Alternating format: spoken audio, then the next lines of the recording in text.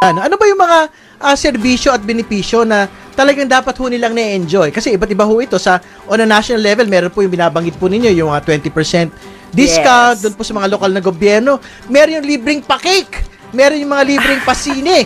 Gusto ko na maging senior citizen para manood ng At sine. saka parking. Yan, free Libreng parking. parking. Ano ba yung mga yun, Kong Mila?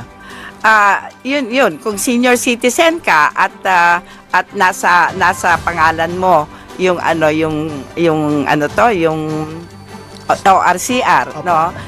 May discount ka sa NLEX, SLEX.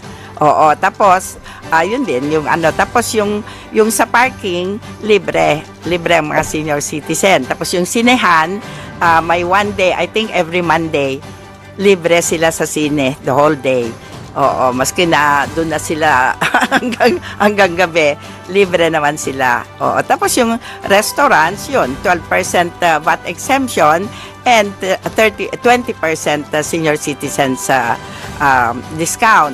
So parang 32. Pero kung sumain mo, kasi alisin mo na yung 12%, parang almost 30% ang discount. Ano pong mga financial assistance po yung available naman, no, para doon po sa ating mga senior citizens? Well, meron tayong yung MAIP na tinatawag medical assistance para sa mga hospitals, lalong-lalo na sa gobyerno, no, government hospitals. Meron namang konti lang para sa mga private hospitals. Yun ay nagbibigay kami ng guarantee letter para pagbayad nila sa mga bills nila sa hospitals. Yun ang MAIP. Ngayon naman, yung financial assistance, yung mga walang pambili ng gamot, walang pambili ng pagkain, walang pagpalibing, pwede naman kami sa financial assistance